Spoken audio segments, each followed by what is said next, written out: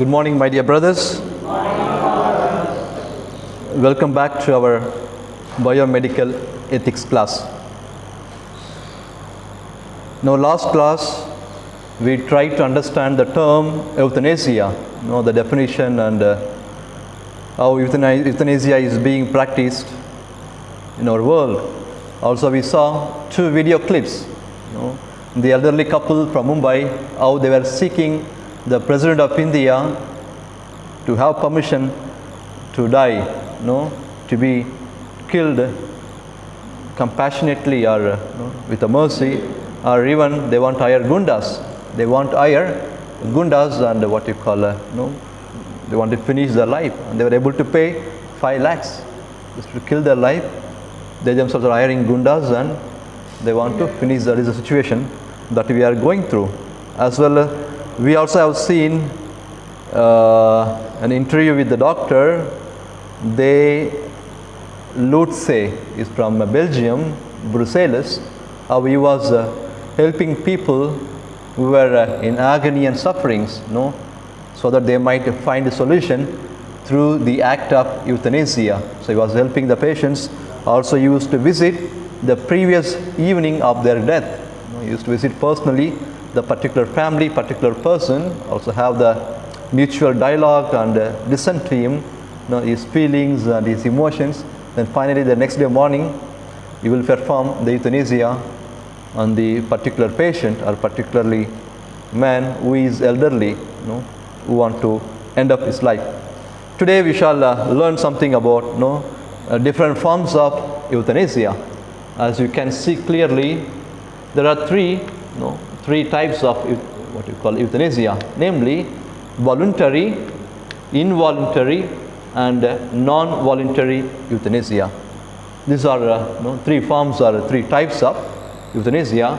Even under that, we have active and passive euthanasia. Yesterday we began what is active and passive, but we shall deal a bit elaborately today. Also, we shall see 3 video clips in this class where the Supreme Court gives verdict on passive euthanasia in India. Okay, passive euthanasia in India, that was in the year 2018, March 8, I think, March 8, 2018, where the government, Supreme Court of India, gives a positive node,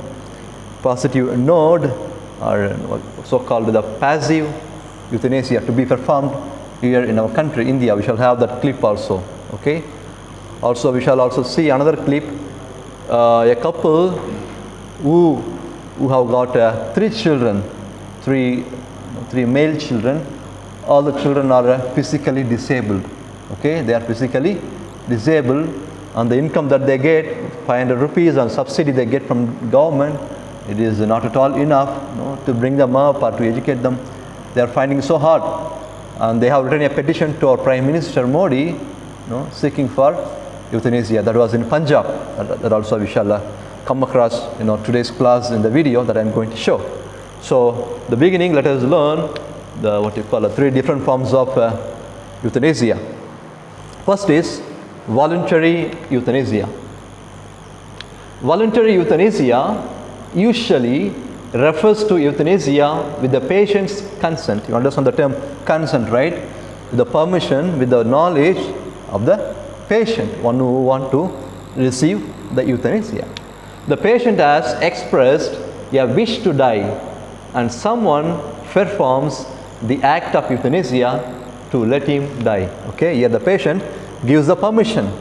He gives the permission and is authority to perform on him or on her by someone, that let him or let her to die. Okay. So here the permission is granted or given by the patient himself. One who is at the deathbed or sick bed. They are there for months and years, and they want to I want to stop my agony. I want to stop my sufferings. I want to stop my pain that I am undergoing every day, the emotional and the mental torture within.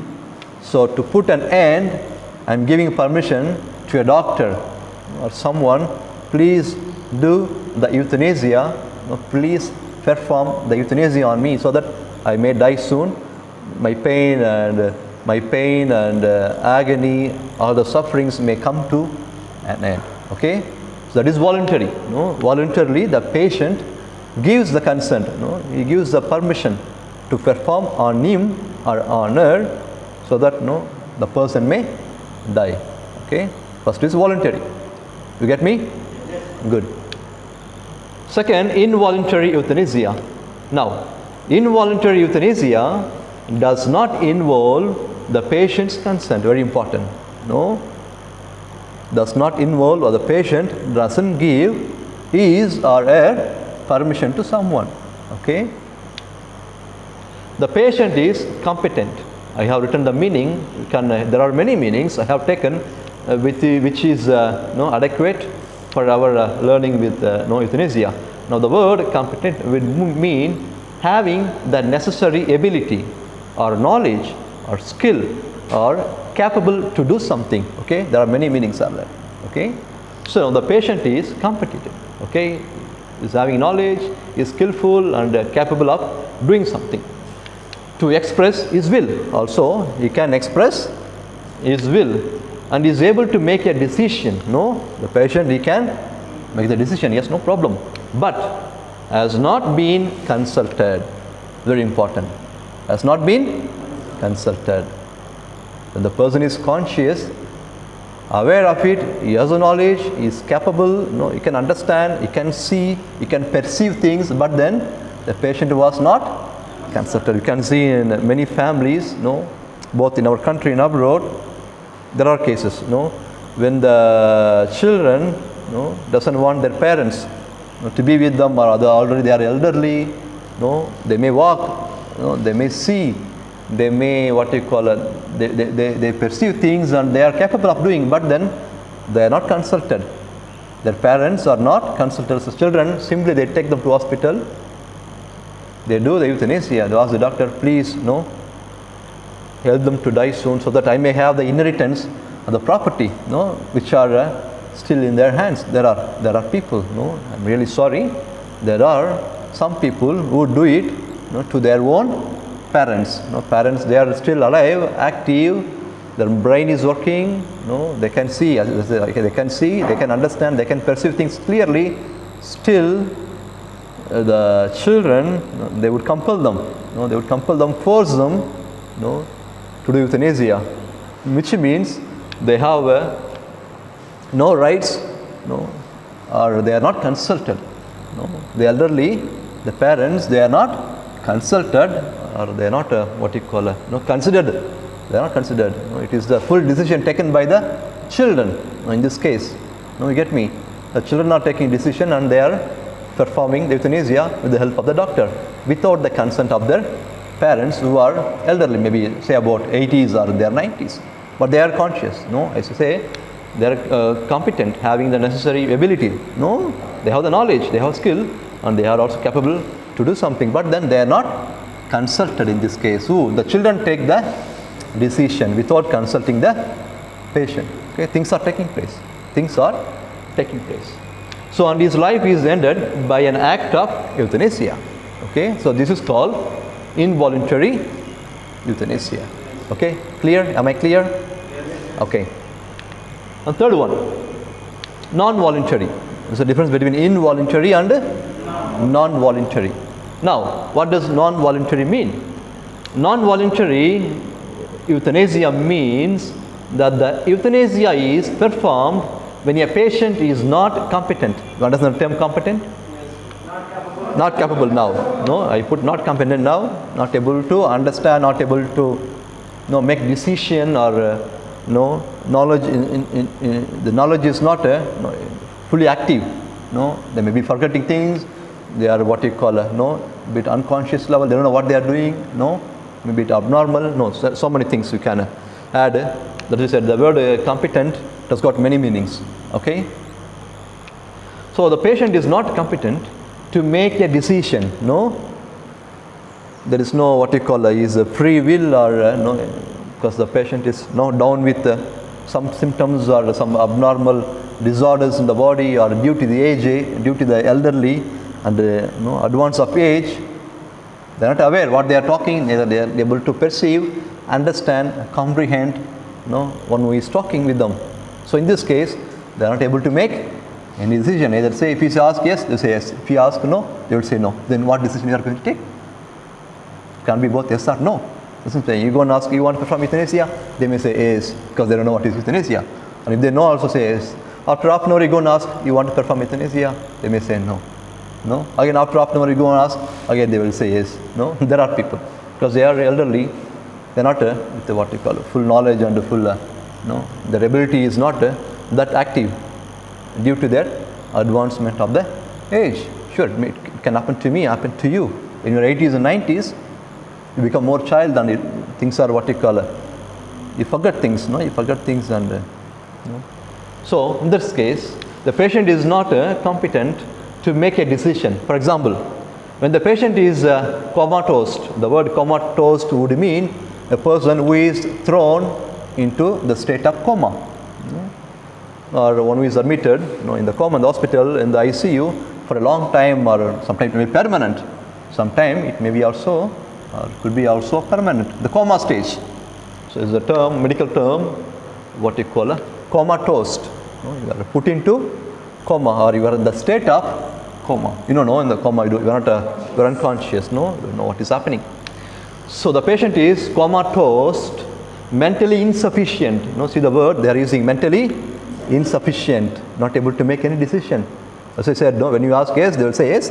When you say no, again they will say no. Then how we are going to perform euthanasia? They are not able to make their own decision. Okay?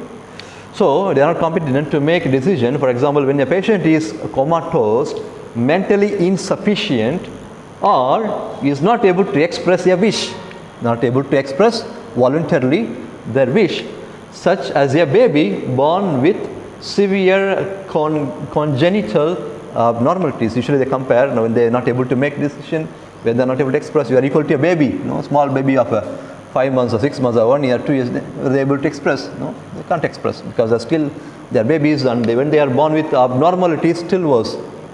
So it is an equal situation to those people who are in the stage or in the state of euthanasia, that is non-voluntary. They are not able to express of their own free will, neither able to make any proper decisions. Okay? Understand? No? So first is a voluntary. The person is aware, he knows things, and with the permission, with the patient's consent, you perform the euthanasia. Second, the patient is competent. He is having knowledge, skill, etc., but he is not consulted. Okay? I give the example of the parents. My elderly parents, who are elderly, I do euthanasia on them without their knowledge, without their consent, Okay? And third is involuntary. Because they are not able to make their wish, their decisions. They are fully down with some abnormalities or other disorders due to their elderly stage. Okay?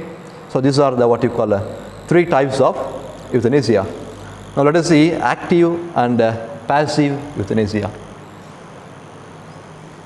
Now, active euthanasia refers to euthanasia as a result of someone performing an act such as injection of lethal. Now the word lethal would mean very dangerous and able to kill you. Also it is poisonous.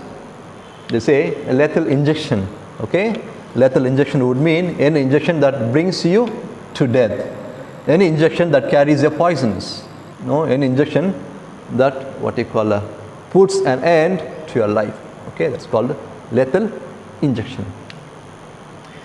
As injection of a lethal drug, whereas passive euthanasia means euthanasia resulting from the omission.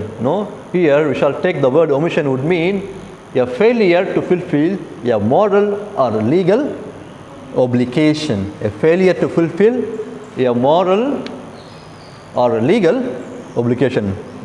The sins of omission, the act of omission. So, passive euthanasia means euthanasia resulting from the omission of an act. Okay? Traditionally, active euthanasia was different from passive euthanasia. In that later was to withhold or withdraw the treatment, while the former was active killing. Understand, no? The former euthanasia is a direct, okay, equal to direct and indirect, no? Direct killing, okay? Your intention is clear, you want to make sure the patient is dying of euthanasia, no? Be it compassionate, be it merciful, but then the result is the death of the patient. Now, the case of passive euthanasia, no? It would mean the result from what you call the omission, which is you are supposed to do the treatment, you are supposed to give the medication, but you are withdrawing, you are withholding, no, you are not giving the proper medicine so that the patient could die. Imagine I am in what you call, I am in ICU, the doctor has put me the ventilator and all the medicines are they are what you call they are entered through what you call through the veins. Now if you withdraw for 1 day or 2 days, what will happen? I will die. You have to go and tell doctor, I want to kill my companion or what you call the patient who is there. This is direct killing, using euthanasia. Second, I am just telling, just to stop the medicine, stop the treatment, okay, so that the patient, you are not doing any euthanasia, you are just withholding. So it is a passive. First is active, directly. Now you are telling directly to the physician, please perform the euthanasia on my husband or my child or whatever be. Directly I am involved. Second, I am just stopping the medicine. I am just stopping the medicine. So that is the difference between active and passive euthanasia. Omission I said, I am supposed to do it, but I am not doing it. It's a failure in doing, or a moral or legal obligation in which I am supposed to give the treatment, good treatment. I know he is going to die, but still I am supposed to give. But then I am withdrawing, I am withholding the treatment. Okay? While the former was active killing, while the latter is just what you call it, you are just stopping the treatment. However, a famous philosopher named James Rothschild argued that active euthanasia is not any worse than the passive euthanasia. Why he says? Listen, his argument is that since the outcome is the same and the both acts lead to a patient's death. Understand? This philosopher argues there is not much difference, or one is worse, other one is less, or that is why the active and passive. It doesn't make much difference, because the result is what? In both the cases, the patient's death. So there is not much difference, or one is very active, other one is that is his argument. Being a philosopher, I think he's a French, if I'm not mistaken, James Rothschild.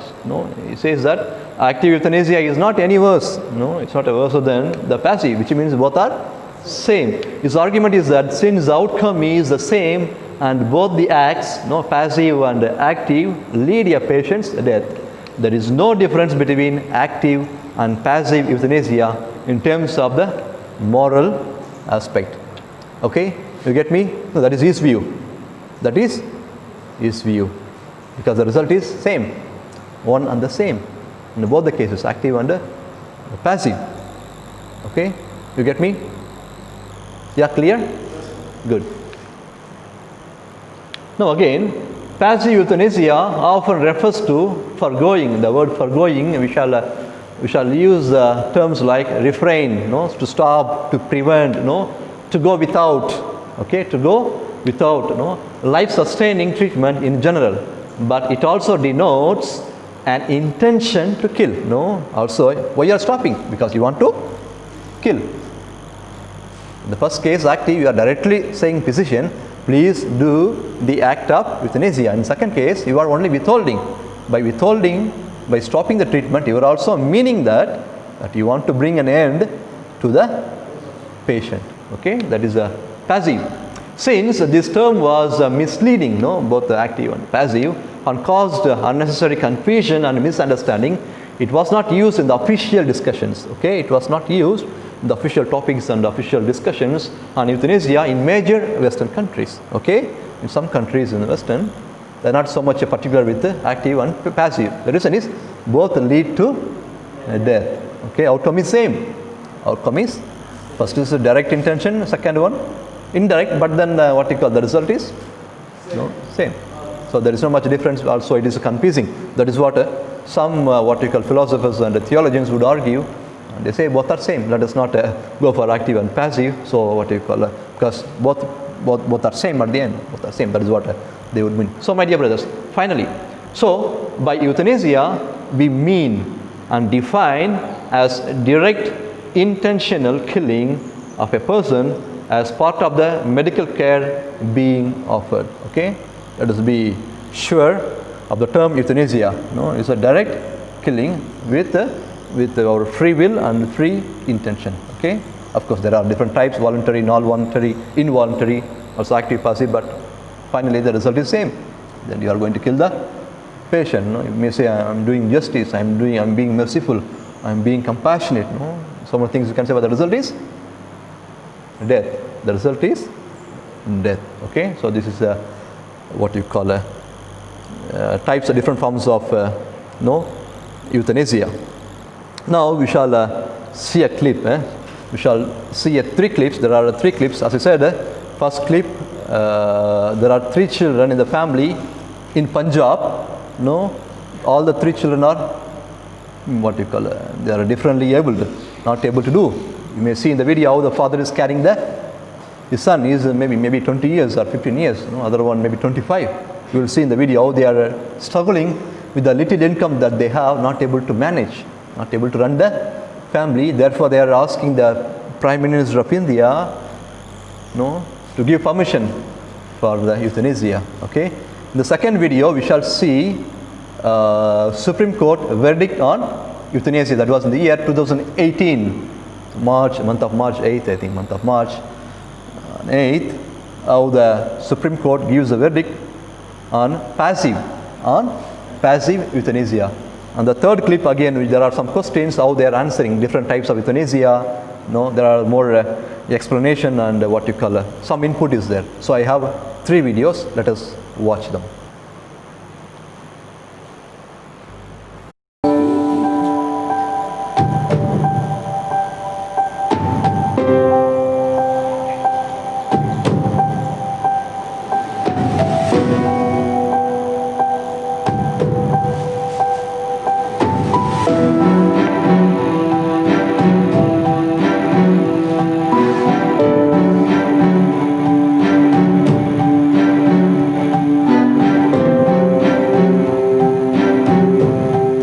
बहुत मुश्किल ਨਾਲ ਇਹਨਾਂ ਨੂੰ ਪਾਲਦੀ ਸਾਂਭਦੀ ਹਾਂ। ਸਾਰਾ ਦਿਨ ਮੇਰਾ ਇਹਨਾਂ ਦੇ ਸੰਭਾਲ 'ਚ ਨਿਕਲ ਜਾਂਦਾ।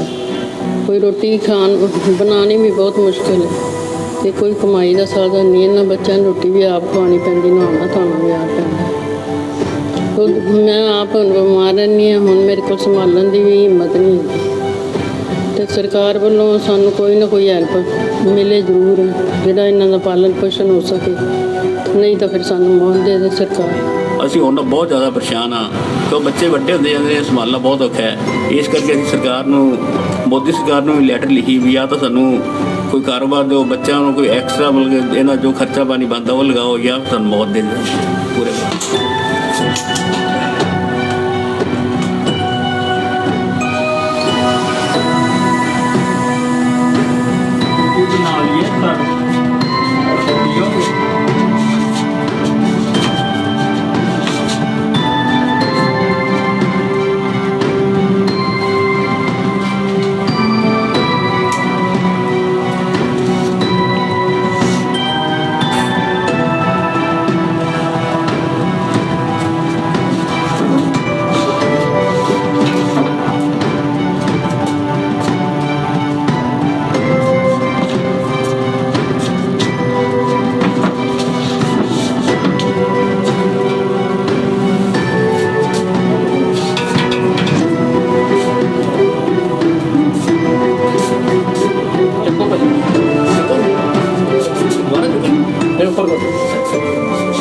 सर कुर्सी भाई एक ही बैठ दी कितने पर नहीं देती कुर्सी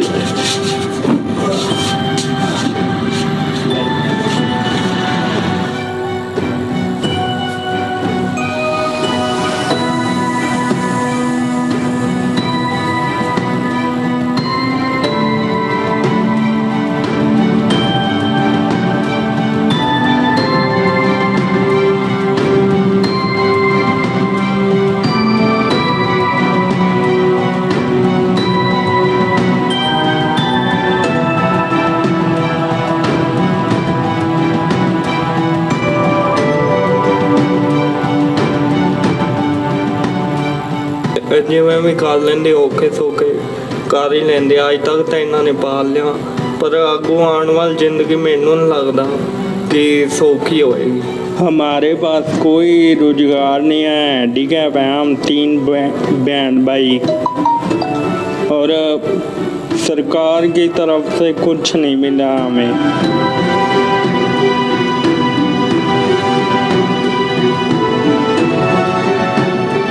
फाइनेंशियल पोजीशन फैमिली की बहुत अच्छी नहीं है तो वो बन जाएगा। और जो भी गवर्नमेंट की फैसिलिटीज़ हैं अदर स्कीम्स में फ्री बस पास है और जो भी फैसिलिटीज़ इनको एज पर गवर्नमेंट रूल्स बनती होंगी वो हम तुरंत ही मुहैया करवा देंगे।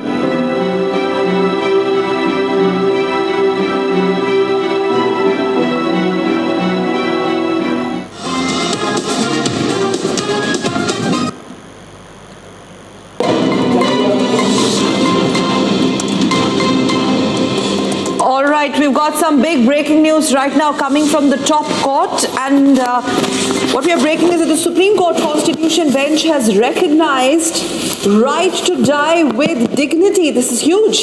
Upholding passive euthanasia, living wills, and the concept of advanced directives. Rhythm joining us live, our legal editor. Rhythm, what does this mean? Decode this for us first of all.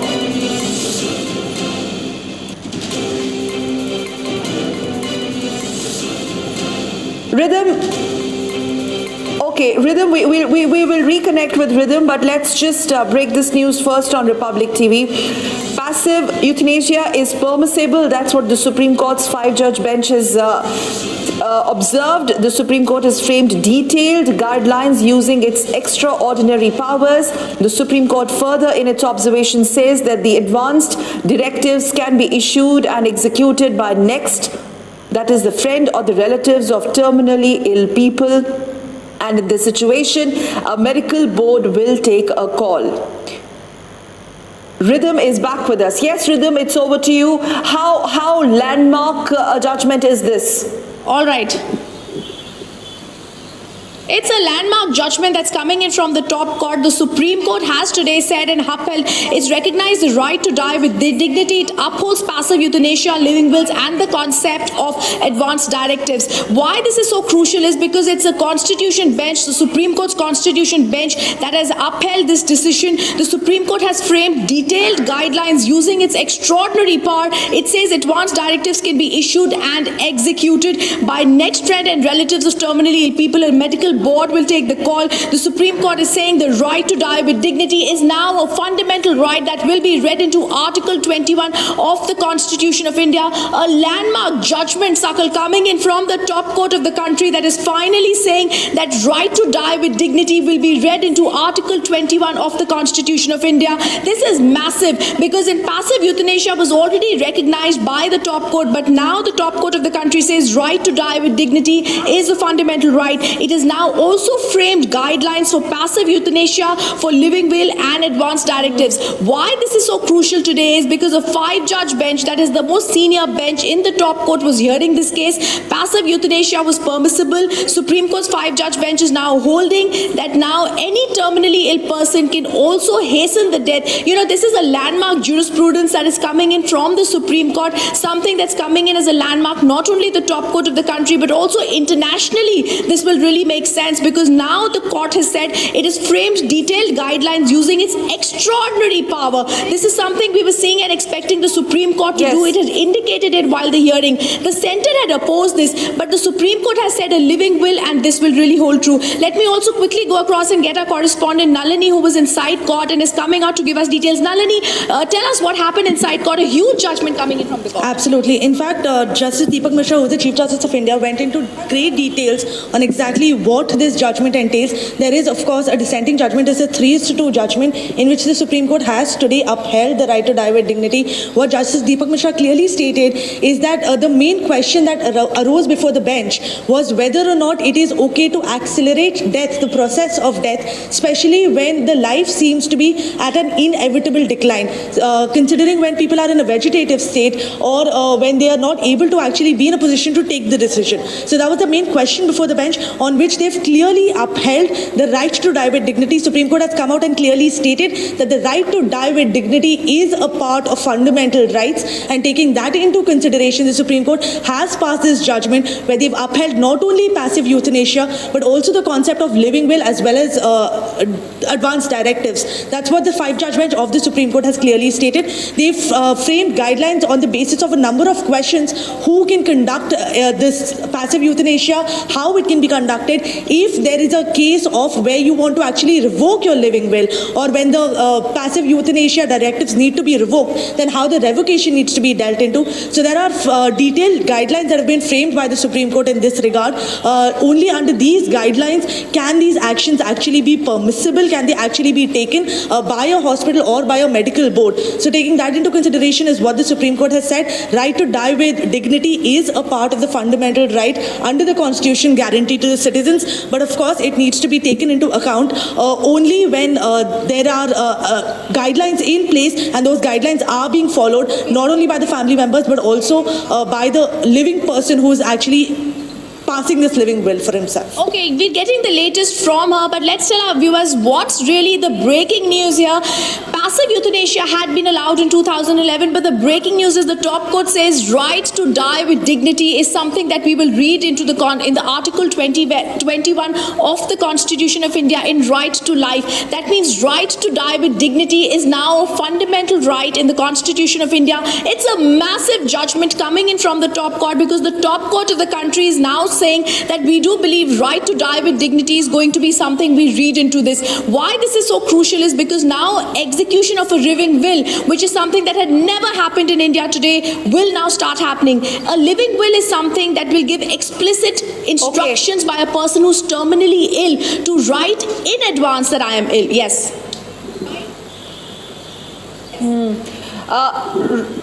Rhythm,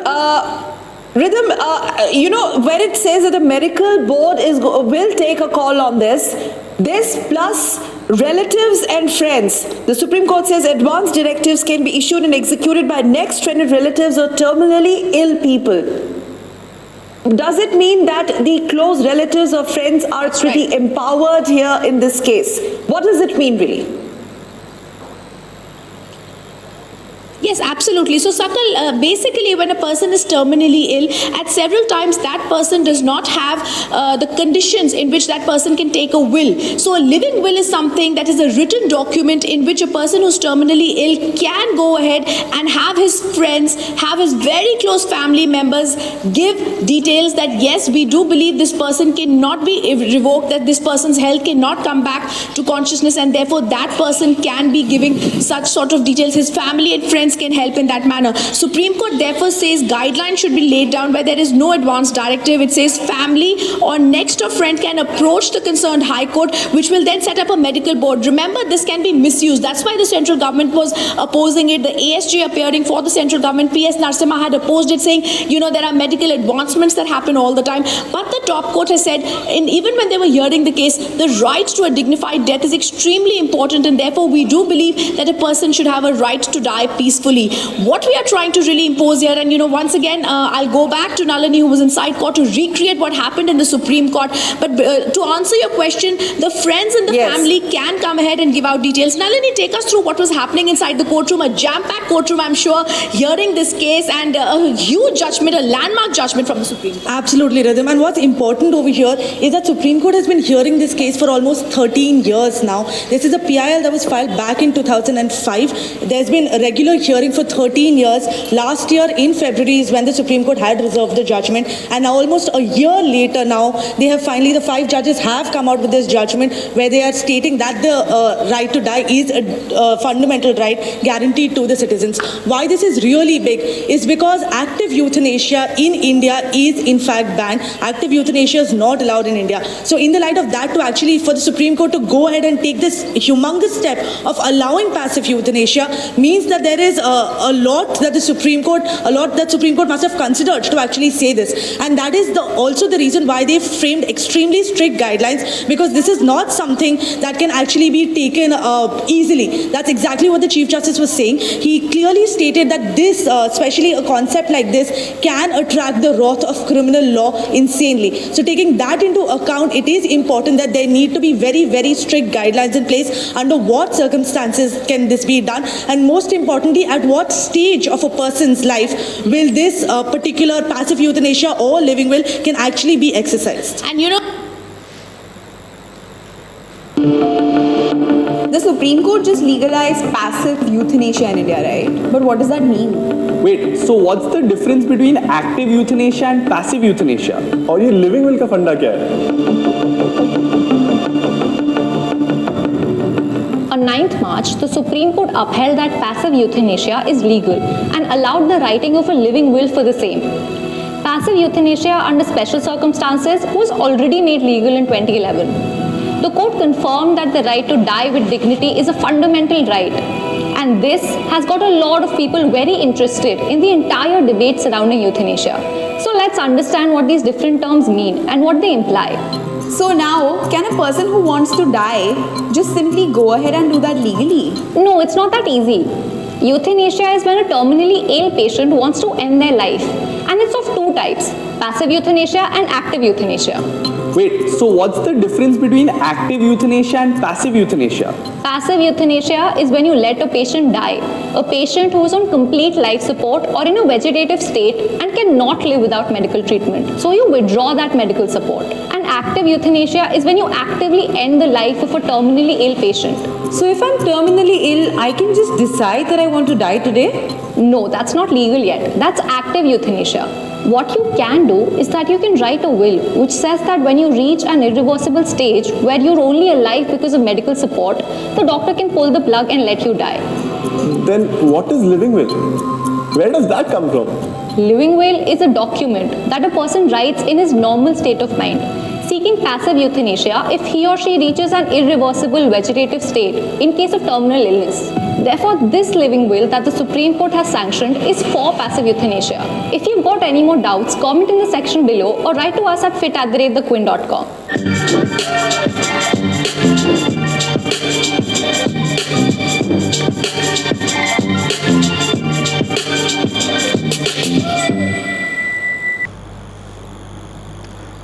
So brothers, I'm sure you understood, no? There are 3 videos, as I said. First video is from Punjab, couple who have got 3 children, all 3 are physically disabled, no? You know, the father is carrying, all the 3 children, and they are, fighting with these 2 children, for their health, for their job, last 33 years. And they have some subsidy from the government, which is irregular, according to the video. The amount of how much? Amount of 500 rupees. With 500 rupees, what you can do for the 3 children? That is why they want to bring an end to their 3 children, or they are asking at least give some job according to their capacity, so that they have some knowledge, some salary and some income to the family. When that is not taken care of course, at the end an IAS officer comes and says, no, in the video, that we are trying their best and try to help this particular family. That is first video. And second, we saw about the Supreme Court, the top court of the country, which is Supreme Court, gives verdict on passive euthanasia. According to the article that what you call the journalist quotes here, 21 of the Constitution allows passive euthanasia, that is right to die with dignity. We have to use the word right to die with dignity. Also, right to die with dignity is a fundamental right of every citizen, according to our Constitution of the country.